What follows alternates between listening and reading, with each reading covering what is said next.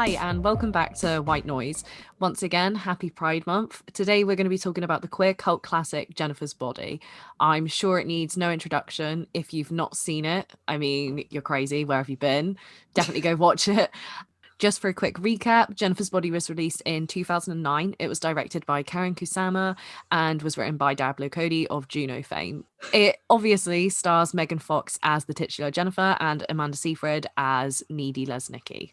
We've got a lot to say about Jennifer's Body. We're going to try not to dive too much into Megan Fox because what is there that hasn't already been said, and probably more eloquently than we ever could.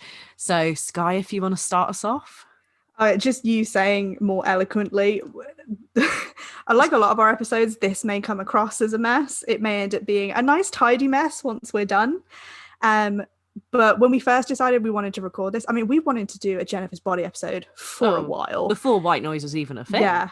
And I think we do regret not doing it sooner. We're happy to be doing it during Pride, very topical. But yeah, so we just have a lot to say. Maybe not quite what people think we're going to say though. Like we're definitely obviously going to be talking about the queerness of it, the female relationships in it. But there's a couple of things that we don't feel like people have been mentioning enough. And after both of us rewatching it recently, we've really noticed things that are very topical now. And not to make us sound old, but for especially people of our generation.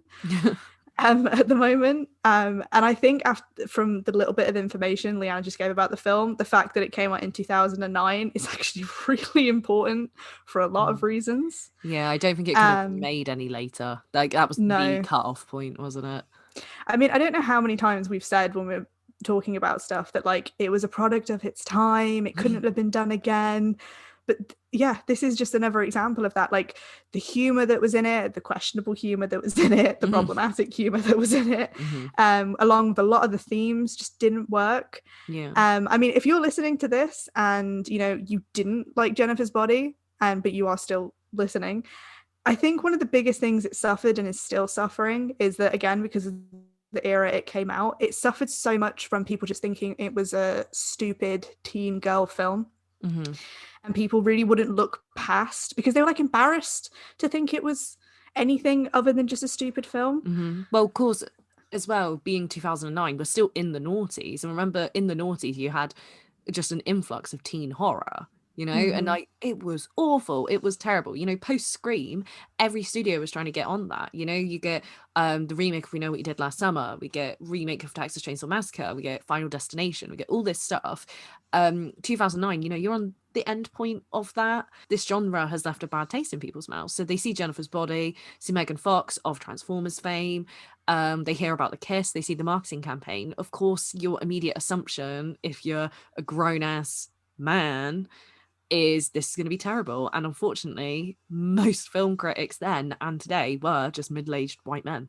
I was going to say, to be fair, if you are a grown-ass man, as Lyanna did just so eloquently put it, see already with the eloquence of this episode, this film wasn't for you. No, exactly. It's like, it was like when Twilight came out. Even though these two films are very different, I'm not putting them in the same category at all. It suffered the same backlash that people who hadn't even seen it refused to see it because they were like, oh, it's just a stupid girl film. What does that even mean? And more importantly, teenage girl film. Yeah, definitely. Yeah. I mean, I think at the time, like I will even admit, I didn't watch this film when it first came out. Not because I had like this really weird vendetta against it that a lot of people did, but because, like Lyanna said, it was marketed completely wrong. I'm pretty sure they had an all-male marketing team and they focused. Yeah, we keep saying, oh, it was a film for teenage girls, that's why people didn't want it, but it wasn't even marketed that way. It was marketed towards teenage boys. Yeah, and then I don't know if the teenage boys got from it what they wanted, but if they did, they still didn't admit it and they just said it was a stupid film. I have lost my point. What was my point going to be? Well, I don't think teenage boys would have got much, really. I mean, you can get some stuff from it about, you know, just like being a teenager and like enjoying the horror and such, but there's so many things in this very specific to like the teenage girl experience, like toxic girl on girl relationships. And I mean both, you know, like romantic and platonic. that's like the biggest component of this film, and it just completely bypassed the Yeah. marketing team. It's just I mean, bizarre. actually, I think I remember what my point was going to be. I was going to say about like how it actually took me a few years to watch it after it had come out, because I just had heard people say it was bad film. So I was like, obviously, why am I going to watch a bad film? And then I think I borrowed the DVD off a mutual friend of mine and Lyanna's, and I watched it, and I was like, this isn't anything like I thought it was going to be. It was, and even at the time, like I wasn't in that brain of dissecting things and being able to pick out themes and stuff like that. But even watching it at that, I think I was about 14. I was kind of like, huh, There's there's a something bit more about this going on film. here. There is a bit more going on here. And I Mm, definitely think it's changed over the years yeah. watching it again, because again of the time of watching it, things that are going on right now that have really influenced it. Like one of the things that, like I said, I know me and Lyanna have spoken about before, that I don't think a lot of people do talk about when they speak about this film, is how ahead of its time it was. And you might think that sounds ridiculous, but as we start to get into some of the reasons Mhm, why we're claiming it is ahead of its mhm. time, I think you'll start to Well, agree with I us. mean, I don't think it like we're the only people that have said that. I mean, when it had its 10-year anniversary 2 years ago, there were you literally could not like fucking go on Twitter without seeing like 10 articles about the Mm-hmm. Jennifer's Body Renaissance, Diablo Cody deserved better, Megan Fox deserved better. It's all you fucking see anymore. Like, I'm sick of seeing Megan Fox deserves an apology. I think Yeah. the way we mean in that it was ahead of its time is actually in a lot of its depiction of like emo band culture. Yeah. So don't get me That's, yeah, wrong. that's Yes, basically it what I was. meant. Yeah, like don't get me wrong. Yes, it's ahead of its time, but like we kind of want to dive into some stuff that hasn't already been treaded on like 100 million times already. Yeah, I meant ahead of its time, like it predicted a Yeah. lot of what we should have I seen think coming. I think I've seen some people comment on this before, but they've Mm, been a bit, it's been like a vague comment or two. yeah. It's never been like actually going into it, which is kind of what I want to do now. Yeah, I mean, we were even talking about just before we started recording that like we weren't sure how much we wanted to get into it, because we could be very specific whilst we're doing this. I don't think we're going to be. We I are don't want just to get going sued. to basically don't want to get sued. We don't, despite our own opinions on things, we don't want to piss off people that are Mm, probably a fan of so and so and so and so. mm, You might be able to infer yeah. some of the people that we might be talking about, or just in all honesty, it is more of a generalization of what's happening at the moment. Yeah. To be honest, has been happening for a while, but it's very Yeah. much coming to light now. And I mean, just to stop beating around the bush a bit, like Lyanna said, way back in our Ginger Snaps episode, we ended up talking a lot about emo culture. And both me and Lyanna grew up during that era, and are very Yeah. much now reliving the what we were bullied for in school is now the cool thing And part of our that's lives. another thing I do want to talk about in a minute, Skye, is friggin' Yeah. Gen Z bringing shit back that I was bullied for. Not to go like old curmudgeon, but yeah, that's going to be a thing in a minute. Go on. Yeah. But I think we were going to start with the toxicity that existed in like the emo slash indie band culture, Yes. and how this film really, really went into it before. Like it was obviously happening at the time, but again, people just didn't. They saw Yeah. the surface level of Hmm. these celebrities, like the band in Jennifer's Body. You know, Jennifer kind of acts as that fan who is so enamored by this band because they are put on a pedestal and they are Hmm. seen as these godlike Hmm. creatures that, she doesn't realize until it's too late just how dangerous they are. I think what's really interesting as well is that it's not just a band, it's like a fucking indie emo band, They decorate themselves like they're emo, but their actual music is quite radio friendly, Yeah. And that's similar to a band who we're not going to name, whose lead singer has been known to do questionable things and say questionable things. If you know, you know. Um, Hmm. but there's so many obvious allusions to that specific type of band. They're towing that Hmm. line like the Killers, that kind of band, they're radio friendly, but they're also not just gonna look like pop stars, Hmm. definitely commenting on them because they were at their heyday at that time, like late noughties. Yeah, something I love about picking that particular type of band is that it it kind of like it starts to meet hipster culture at the same time, and obviously Yeah. everyone knows the assumptions about like hipster men, so like just the way these like members of the band are portrayed is so particular. It's Mm-hmm. so niche, and it's like if you know those people, you know those people, but at the same time everyone recognizes that shit, you know, the I just got out of bed hair, the shitty eyeliner and stuff, you know. It's I mean, it was like so much in a similar way to like our true crime episodes that we've done in the past. As we've already previously mentioned, me and Lyanna were part of these culture. We were supporters of all these kind of bands. Some of these bands are still cool. They're still okay. oh So we yeah. are still supporters of them. But so yeah, like you can go back, look if you really wanted to. Like at one point I had a music blog, so I used to write about bands like this all the time before a lot of stuff started coming out.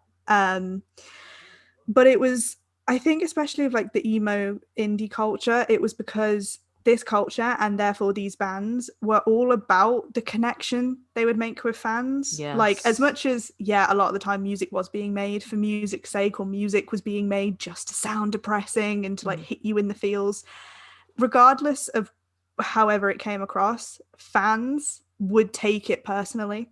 And I mean throughout history fans have like taken celebrities personally, like they feel like they're entitled to their lives when they're really not, especially with this kind of culture. There was this connection that I think would make especially impressionable young fans, which we all were around this time, feel very safe with these kind of people.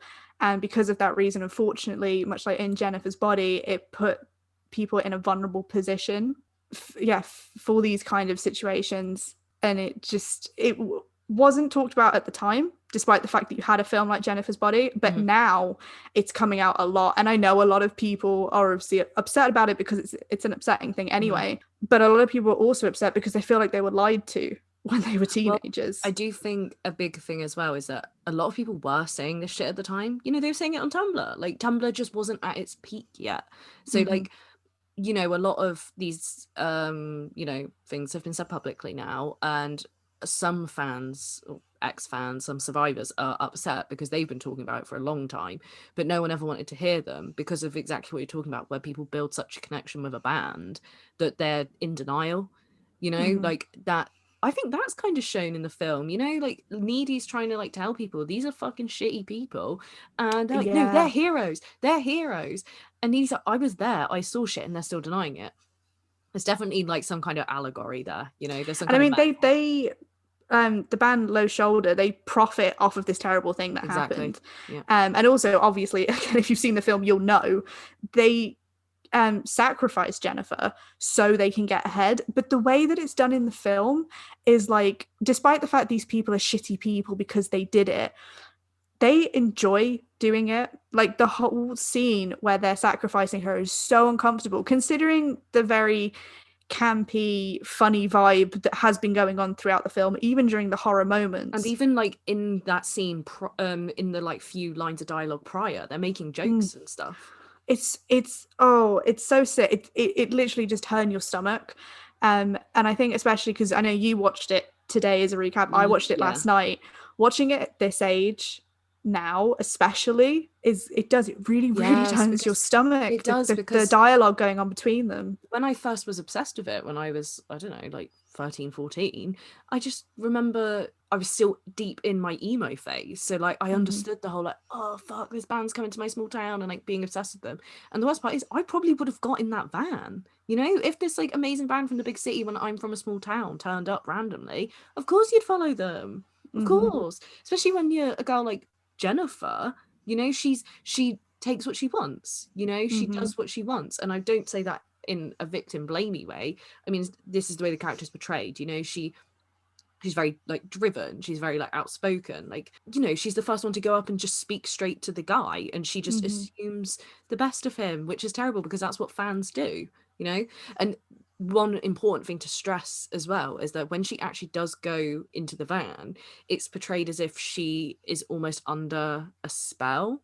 You know, there's like some Yeah. hypnosis going on, which I thought was genius because, you know, that's kind of like the impact that these bands do have on people, you know, they Yeah. just completely put them under their trance. There's like so many small little details in this film which are absolutely genius. I mean, it's even the way that the band at no point are kind of like, okay, we're going to have to do this to get her, or we're going to have to do this to get her. They're like, no, she's obviously going to come with us. I mean, look at Exactly. who we are. All they have to do is some slight suggestion. It's Yeah. terrible that they know that that's not even going to be an issue. But it's also really interesting how, like you said, they have Jennifer as this put together character, but then when they do the flashbacks later in the film when she's in the van and how, like you said, she is crying and she's terrified, that does reveal the age she is meant to be, even if Yes. obviously Megan Fox wasn't at the time. As far as I know, I didn't actually know how old she was during this film. Early 20s. But yeah, again, it just kind of showed the impressionableness of young fans when being in that situation, especially when I think a lot of girls growing up have realized having this interest from older men makes you feel so much older. Yeah. And it isn't the case. Mm-hmm. You know, like one of the biggest things people are saying these days is like telling young girls that they're mature for their age is so damaging, because what are you really saying when you're saying that? You see Jennifer using that multiple times. You know, she's talking about how Needy can't rat her into the police because she's fucking a cadet. She says she's gonna go play Hello Kitty with a bartender, which is like my favorite line of dialogue in the film. And she just like uses her perceived maturity to her advantage constantly. You know, Yeah. she's constantly seducing people in just like her body, which obviously is the title of the film, Jennifer's Body, and it became a massive part of the marketing. And I think what the marketing kind of missed, but like at the same time, like the irony is so sweet, is that like the title is literally referring to the way that she is viewed for just her body. You know, she's a body to sacrifice, she's someone to fuck, that kind of thing. That's literally what the title is about. And the marketing literally did just that. It just fell into the trap. So even though it wasn't intentional and it's so not what Diablo Cody and Karyn Kusama wished, it's just like that irony is beautiful to me. Like looking back on it 12 years later now is just like beautiful. I mean, I would be so curious to see a marketing campaign based around the actual themes and the point of the film as opposed to the surface level. Thing And is, I can't even imagine it now. No, this is what I mean. I do have to question, not that I'm saying I agree with the way it was done, but again, it was 2009. I question, you know, whether or not it would have even succeeded the way it did if they hadn't Well, not I think a tricked big people. part of what's made it work is the backlash and the controversy and the retrospectives. If it wasn't for the fact that people have turned around and made it a cult classic and have this huge passion behind it, I actually don't think it would be as successful, in all honesty. Yeah, truly don't. I have to agree. I do love the resurgence these kind of films are making at the moment. Yes. Especially because, you know, people are kind of being like, oh, I wish people would make more films like this, and it's like they do already exist. Yeah. It's just they were buried. I do get it, because say you're coming up now in enjoying film, you haven't actually got that many new releases to truly get into when you're new into it. Like, of course there's more like international stuff coming out that is at like, you know, the forefront. You know, Korean cinema is doing amazingly right now, you know, French horror in last few decades, stuff like that. But yeah, say you're just now getting into film and you want to go to your local cinema and start viewing stuff on the reg, you've got fuck. You're going to watch what? A Star Wars film or a Marvel film? So, of course, people who aren't yet confident enough to look into old stuff or international stuff, they're going to look at, you know, semi-recent local things, by which I mean Western. Of course, they're going to come across things like Jennifer's Body. You know, it's like an easy entry point into getting into like genre film. And they're going to feel nostalgic for it if they hadn't watched it yet. Or maybe they feel nostalgic for it if they, you know, were like us, but they were like kind of the perfect age for it. And it's just like this sweet spot for film, you know. 2009, like, I don't know about you, I remember going to the cinema around then. There was actually shit on, you know, there was genre films on. You don't get that anymore. So I think as much as people are like nostalgic for the film, they're also nostalgic for just like when these kind of films came out. You know? I mean, I think this is starting to lean a bit more into like what Lyanna really wanted to talk about. You know, she's ready to call out Gen Z. But I feel like these are the kind of films, like, not that I'm saying that we're old, but we are of an age now. We're not teens anymore. These are the kind of films that are making me realize that I'm getting older, because it's kind of like you just said, people of all ages now, but especially younger, are now watching these films and seeing things in them that maybe we, even if we did see, we didn't really understand at the time. And yeah, it's just making me realize that people are getting nostalgic for these films that were a part of my childhood. It's bizarre, isn't it? Yeah. Well, but yeah.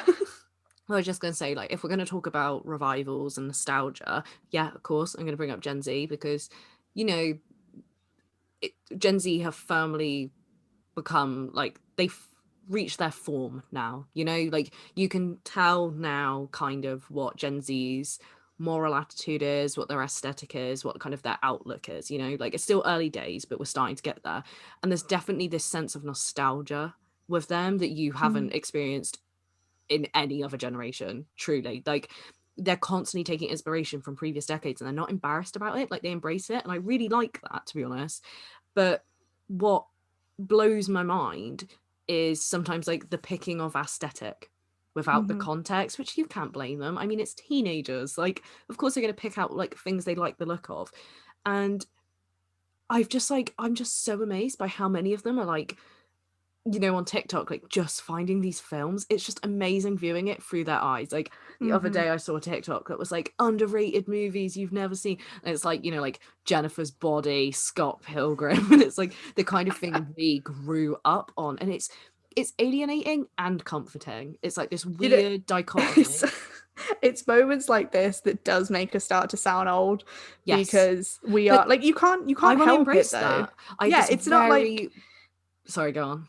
no, I was just going to say, it's not like this is us being like, oh, you know, these young people these days don't get it. It's like we It's actually just are really enjoying fascinating. seeing it, especially Exactly. because, like, again, especially in emo culture, the amount of like hate that, like, yeah, you would find your community, and I'm sure we'll talk about that a bit more again Yeah. at some point in this episode, like we did during Ginger Snaps. But like, as much as you could find your community, everybody else on the outside still hated you and thought you were weird and didn't get why you found such Yeah. comfort in these non-mainstream Like you things. see in Ginger Snaps. Yeah. hmm and the craft, you know, that's a big thing in like 90s and Yes.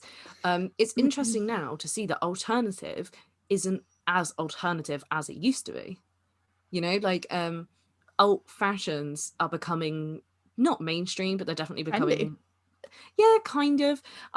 I don't know, just seeing like people playing with like more like graphic makeup looks and experimenting with their clothing is so nice to see that that is a thing now. Because for our teenage years, I ain't gonna lie, I feel robbed that I was a teenager in the 2010s because it's pretty boring, all things considered. It was just the era of Instagram influencers. Everyone had to be the same, and it's really interesting to see that post 2010s and like the Kardashians and the Jenners and all this such, it's really nice to see that people are playing with individuality. And of course they fucking love Jennifer's Body. Like, of course they do. Like, they appreciate the low-rise jeans. They appreciate the fucking heart hoop earrings. You know, they love it. They appreciate like the guys with the eyeliner and the silly humor. Like, I think what sucks is that Jennifer's Body came out like just before the 2010s. Like, it was such a Yeah. shit era for fun stuff. Like everyone wore beige, everyone wore bodycon dresses, and they had like you know, lip kits, overline. Everyone had the same contour. You know, it's so not what Gen Z stand for. You know, they're coming out of the pandemic where everyone's been at home for a year in their trackies, and now they're ready to go out and have fun with the way they look. You know, Yeah, it's which is great. great. It Exactly, really is and I great. love it. Like, yeah, this, like I said, this isn't us bragging on it. If anything, this is us celebrating it and Yeah, maybe I just love being it. not like bitter, but slightly sad for Well, ourselves that, you know, we yes, tried this when we were just teenagers wasn't the and time for us. we got called freaks. And, you The know, I thing mean, is, it was character building, as they yeah, say. It was good for the plot, you know. But I seriously do think though that like it's great to see that kids now can actually explore themselves a bit more, because that was yeah. fucking awful about our era, you know. And like considering how homogenous it was, like I say, like the Kardashian look and like Instagram. Now Instagram, have you seen like the whole idea of like deplatforming Instagram and like, you know, make Instagram casual again? I'm sure you've seen Mm. that. People are just doing like photo dumps and like, oh, the kids are calling this a photo dump. It's like, if you want to do a photo dump, just do a fucking photo dump, bitch. But anyway, people are trying to make things more casual again, and I actually love that, because maybe if this continues to be the case, we'll get more casual stuff in general, you know, less like heavily overproduced, overcrafted stuff. So like maybe we'll have and I know I've said this a million times on this podcast, maybe we'll have another new wave in like American cinema. Maybe people get sick of franchises, you know, like The 2010s was so dull. Like, I can't stress this enough. What like new amazing shit happened? Yes, some groundbreaking things in cinema and music, but I just can't think of anything off like the top of my head. You know, you think of like the early noughties and you're like Britney, and like the 90s, you're like grunge, and like the 80s is like new romantic. When I think of the 2010s, I think of the Kardashians, and that's fucking depressing. And I know I'm going on a fucking rant here, but trust me, I'm coming full circle. But basically, coming into the 2020s, I'm finding people are taking inspiration from things and they're fusing stuff and they're not shy about it. So, say, for example, Rina Sawayama, her album, like fucking new metal stuff in there, baby. Like, I remember the first time I heard Shut the Fuck Up from her album. It's just like some like corn breakdowns. And I was like, this is amazing.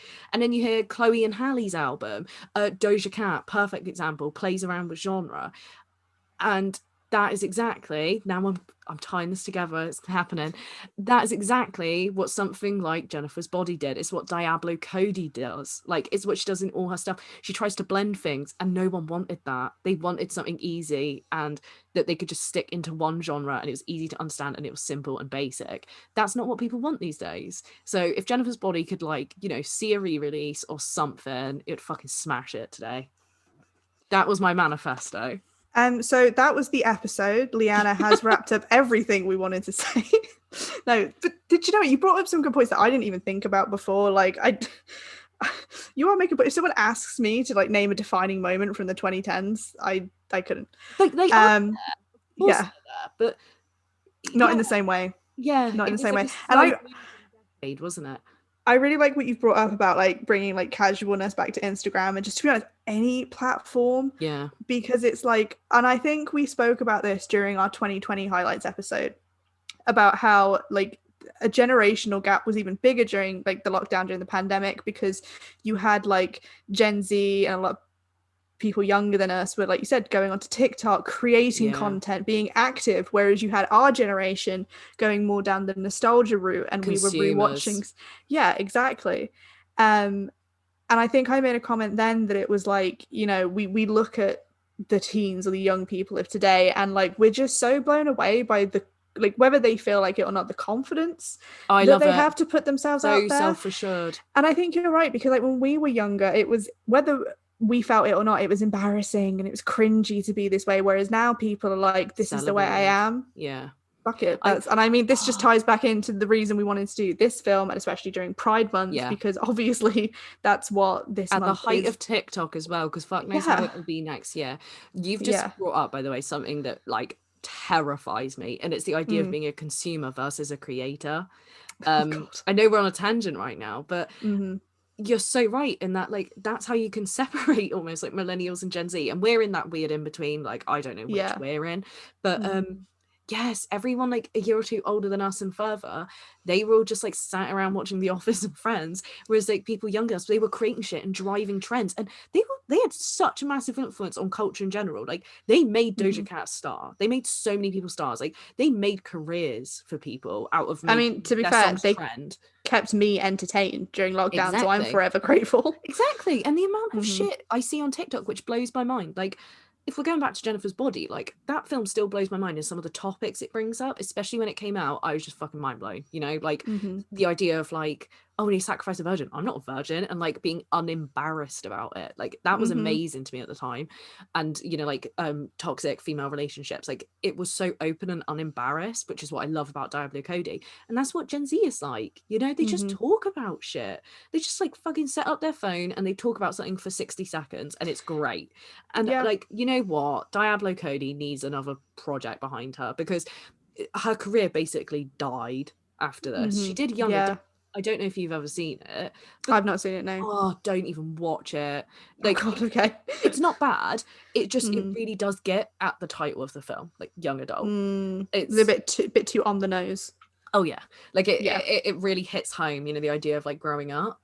And I Mm-hmm. think I it would be quite interesting to see how Gen Z would react towards that, because that's like a bit too old for them. You know, Mm-hmm. maybe they'll age up with Diablo Cody stuff and appreciate it more than we ever did. Maybe. I mean, the thing with Jennifer's Body as well is that, like, so I've not watched like extensive interviews about it, but whenever seeing like Diablo Cody talk about it, it's like she talks a lot about how like she wanted to, when she was moving on from Juno, to like make a horror film. She wanted to make a horror film. And it's crazy to me to hear somebody refer to Jennifer's Body as a horror film. And like, don't get me wrong, I'm aware of the horror elements. I am aware it falls into the horror genre. But when I'm watching it, that's the last thing I'm thinking about. Because I do think a big part of that, like we will just clarify, is that we're just like so used to horror films as well. oh yeah, true. Yeah. Definitely the Yeah. desensitization to it. But I think it's because like to me that wasn't the point of the film. I Yeah, mean, no. obviously it wasn't the point of the film. I know that, but I think even watching it at the time, I knew there was something else going on. And I mean, we haven't even really started. I mean, I know everybody's talking about it, but like we can't talk about Jennifer's Body and not talk about the queer coding, if you can even call it coding in the film. Yeah. I mean, what was so interesting to me was that it was almost one of those films that I know this is going to sound crazy to people now, especially maybe people who didn't watch it at the time and are only watching it now.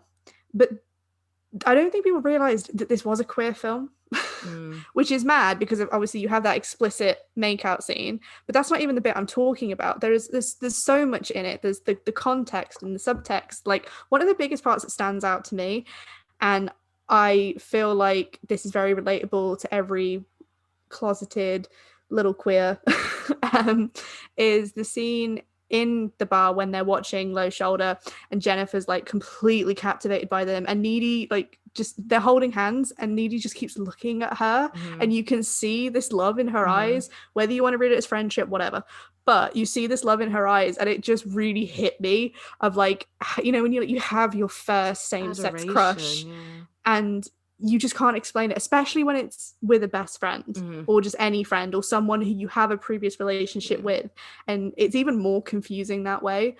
But like that, I can't lie, I actually think I nearly teared up watching it because it really did just hit me. You know, right at the beginning when she's like waving at Jennifer and it's all slow-mo and the girl taps her on the shoulder behind and she's like, you two are totally lesbian gay. I was like crying because one, brilliant writing from Diablo Cody. Yeah. Two, that's just immediately like a warning signal as to this is going to be gay as fuck. Like if you can understand it, it's not just for aesthetic purposes, like it's baked into the script and the world, you're a fucking idiot, or you're just really painfully straight. Yeah, I mean, like it's definitely obvious now. Like I'm sure everybody who's talked about this film, obviously talks about the queer coding in it. But yeah, at the time it was almost like it, because of the marketing, it was so sexualized it couldn't be a queer film. At the time that this came out, and me and Skye were in school, like calling someone gay was, and I mean it still is today, it's still an insult, but it was a very common one. Like literally like every other insult was that word, wasn't it? It really was. And it was, even think of the fact that people actually are gay. It was so much more damaging than I think so many people realize. Like even people growing up now and coming out, it's like, you know, I don't know, but I say about you personally, Lyanna, how you would describe it, but for me, when I was going on like, you know, my journey and coming out, however you want to call it, I never went through kind of like that self-hate phase that I know a lot of people go through, and it is really tough, but I definitely grew up not liking certain labels just simply because of how they were used. Like for a long time, I was very reluctant to use the term lesbian, because whenever people would say lesbian, it was always in a sexualized manner or something like that. So in the same way that gay was always connected to things being bad, it was a similar way with me and the word lesbian, because I was just like, I didn't want to be sexualized when I gave my, you know, I told people what my sexuality was. And I think, yeah, just the impact that kind of has at that age is insane. No, I totally agree. Like it's so, it gets baked into you, doesn't it? It's like, it gets baked into a fundamental way you view yourself, and you don't even realize it. It's just all these like background insults that aren't even directed at you. You just hear kids talking in the background in class, you know? But this is why, again, like I know we've said it before, I can't remember what film's about, but like for Jennifer's Body, I think that's why it was nice seeing a film that didn't poke fun at the LGBT community or bisexuality, but it made jokes, you know, that were funny, and it kind of gave that humor to that side of yourself that for a long time you were probably like, oh my god, this is going to be such a big thing if I have to tell people, this is going to cause waves, good or bad, but it's going to be a big thing. And films like this made it made you realize it was just a normal human Yeah, it was like puberty you were in thing. on the joke, kind of, isn't it? Yeah, exactly. Something that does blow my mind about the film is when they make like references to sexuality, like outright. It feels very like, oh my God, because a lot of it is so heavily coded. It's Hmm. not so direct. I mean, yes, there is a kiss in it, but they never outright say, I think you're hot. You know what I mean? They don't say Hmm. anything like that. It's illusion. So like when Jennifer walks up to Needy in the corridor and she leans against the locker and she's like, wear something cute, okay? With like her Yeah. finger on her mouth and she's looking Hmm. her up and down. Like that's so suggestive. And then later on, when Needy's trying on all her different outfits and she comes downstairs, she opens her jacket to show Jennifer her look. Jennifer looks her up and Hmm. down again. Like it's not just Jennifer who's on display. You're like reminded so many times throughout this film that Needy is on display for Jennifer. Like it's both ways. And there's this bit, oh my God, is it before or after the kiss when Jennifer says like, oh, we can play boyfriend girlfriend like we used to. Oh, yeah, yeah, You're yeah. on the floor when I rewatched But that you know earlier. what? It's so interesting you bringing up how, like you said, there's nothing like explicitly said. I realize, especially watching this film as recently, say, as last night, that I don't think this film is as subtle as people think it is. Mm-mm. Like, I think a lot of people, for some reason, because I did the same thing, I didn't realize how out and proud, for want of a better term, this Oh film God, yeah. actually is. God, Like, yeah. I knew there was the kiss scene, Hmm. but again, the way I remembered it was done for the male gaze. Yeah. That's how I remembered it. But then there were bits in it, and lines that were said that I was like, this film isn't being shy. I think people Mm. just pushed it into that category because, like we've spoken about before, that's how people tended to handle queer culture, Yeah. was like you could say it, but don't say it, you know? Yeah. There's this And bit where she's talking about Jennifer looking like shit when she hasn't mhm, fed for a while, and she's like, mhm, what's it she says? Um, what's it she says? She says something like, when she hasn't fed in a while, she looks ugly. Well, ugly for Jennifer. And it's like, it's so mhm, obvious she just idolizes her. And this is yeah, something that like guys wouldn't pick up on because like, yeah, girls call each other pretty, but with all the other context that's been spread throughout the film, that moment feels a bit like, oh, like mhm, there's clear attraction there and such. It's just, I don't mhm. know. Definitely I not mean, something that the marketed it audience would have noticed. it's like one of the most iconic lines in it to me is like right at the end when, spoiler I guess if you haven't seen it for some reason, but if you're still here I'm sure you have, I is know what you're gonna when say. Needy says to Jennifer, she's like, I thought you only ate boys, and Jennifer's like, I go both ways. And I was just like, there's obviously just this film in a fucking nutshell, but like, why did I ever think this film was subtly queer I don't know coded? how you did, in all honesty. Like, Because I was obviously so far in the closet.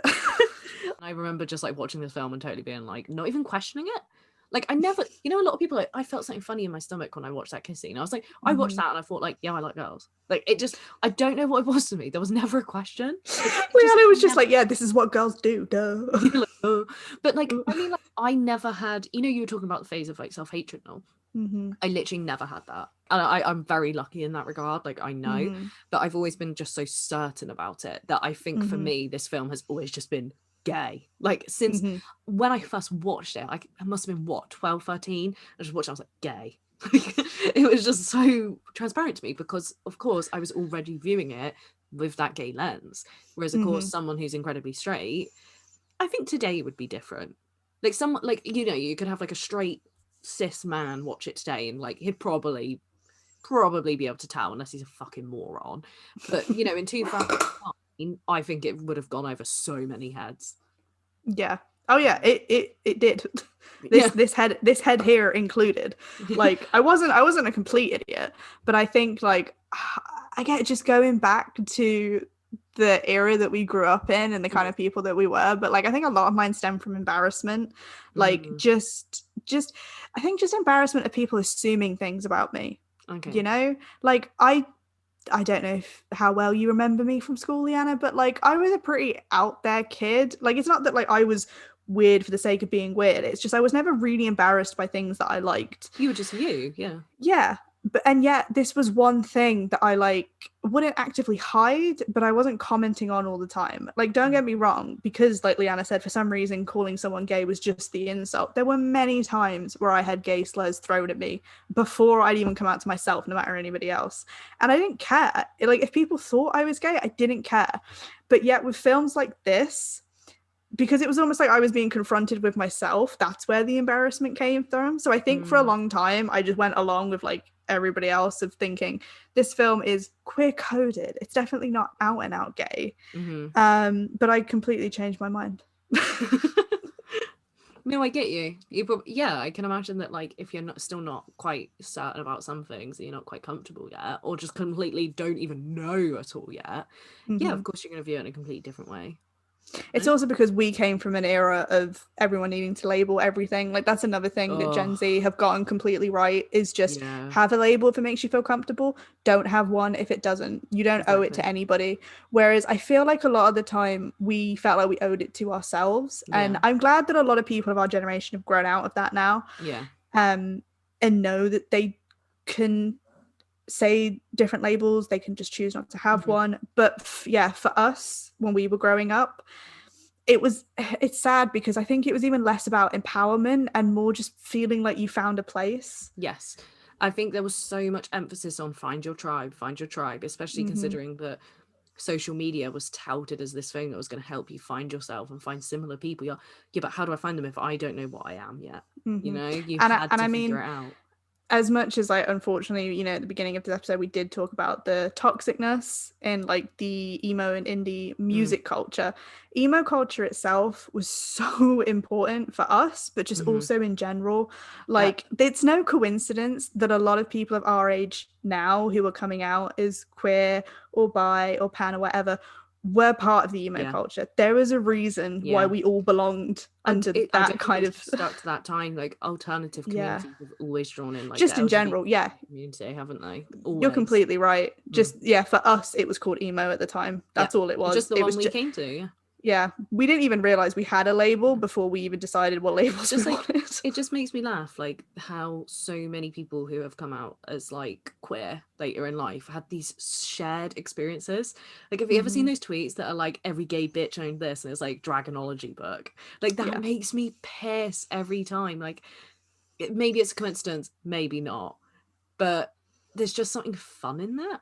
Like, now we can look back retrospectively and laugh about that. We look back at things, but back in like 2000 and early teens, it was, you need to quickly find them now so you can find each other. It's not, let's just look back and laugh together, you know?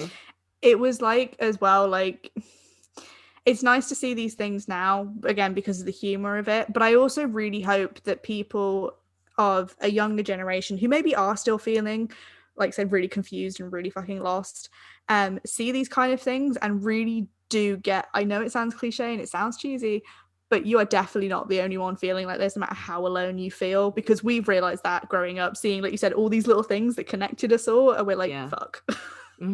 It's like there's obvious, like, baby gay signs, isn't it? Like, like, as you know, the queer community, like, members get older, they all laugh about the same stuff. Like, you can notice a baby gay, and it's not these stereotypical things people think. It's really stupid little subtle things which, you know, you see in these films, like fucking Jennifer's Body, like queer coding. Like, it's so I don't know where I'm going with this. Help me out, Skye. Like, there's just something about like, you know, being queer, belonging to the LGBT community, that's like, it's intangible. And I think that's something I love about this film. It's not so concrete, it's not so obvious, it's not like, I'm lesbian. It's very vague. It sometimes it's vague, sometimes it's obvious. Like, you know, I'm so surprised that nobody decided to coin the term, are you a friend of Jennifer? For, you know, like, because Jennifer's Body, I feel it just became an umbrella term for the queer community. God, like, that's even a tweet if I ever heard one. Didn't want to come out as queer, you just be like, you go up to someone, it's like, have you seen Jennifer's Body yet? Did you like it? Yeah, okay. It's like, I swear, like, 90% of the cherry Twitter girls, they've got to be gay. There's no way you can be that obsessed with Jennifer's Body and be straight. That's not a chance. I mean, like, you know, we use the terms gay and queer, like even in our own lives, to reference like the whole LGBT community. I know a lot of people don't. I also do appreciate, I know a lot of people still don't like the term queer. But I like the reclaiming that people have taken of it. It's a term that I know a lot of people feel safe under, especially when they are not confident enough or don't feel they're safe enough to directly label. Feels like an umbrella term, doesn't it? Yeah, and I feel like that's what Jennifer's body ended up becoming. It was kind of like they talk about more so, but obviously about bisexuality within the film, and I know that bisexuality completely valid, not taking away from it at all, but especially during the age that we were, it was almost like a safe way to kind of like feel a bit closer to the community you wanted to be in without being completely shunned. And that's not the way it should be, but unfortunately for us, that's the way it was. But at the same time, there was the back end of coming out as bisexual. Oh yeah, said you're greedy or you couldn't make up your mind. And what I think is brilliant is Megan Fox is bisexual, and she was cast in this role, which is portrayed as bisexual. A lot of people recently claim that Jennifer is a lesbian. They say like with like another, they look back on it and they claim that she was. It's very interesting to think about, seeing as like she murders boys exclusively. She's got a bit of a vendetta against men. But obviously that isn't explicit in the film. As far as the film goes, it's fair to assume she's bisexual, and I think like for showing a bisexual woman and casting a bisexual woman, this film was very fucking ahead of its time. It really was. Yeah, definitely. I mean, let's not go into the whole, gay people as like villains, because that'd be fucking stupid. I mean, the whole point of the film is she's a fucking like possessed by a demon, and even then it's not her own fault. Someone fucking did it to her, some evil blokes. So I was gonna say the villain in this isn't Jennifer, and if you think she is the villain in it, watch it again. Yeah, exactly. Low shoulder with the real villains of the piece. Yeah. So as we're getting to the end of this episode, I do want to reiterate that if you can come out of this film in the grand old year of 2021 and still not see, that the men are the evil ones in this film, you're a fucking idiot. I don't mean all the male characters, obviously. I mean low shoulder. I just want to specify that. I mean, at the end of the day, that's what this film was. You can't deny it. It was like, I mean, not to just go off on a tangent at the end here, but like, you had characters like Colin, for example, who did deserve better. It was horrible. Side note, you've got to love how he gets into Jennifer when she looks dead. I know. I thought that was so much more explicit. I thought they commented on it, but they never mentioned it, and I was like, oh, okay. Yeah, but that makes it so much funnier to me. Oh yeah, definitely. It's just left unsaid. Also, another side note on a side note, one of the best lines of this film is when she's talking to Colin and she just comes out with, "You give me such a wetty." Oh god. Literally tears down my face. Like, some of the stuff in this has not aged well. I mean, like, it really in passing. I'm not gonna stand up for some of the stuff said in this. Definitely a product of its time. There are other moments in this film which are just timeless. Yeah. Fuck me.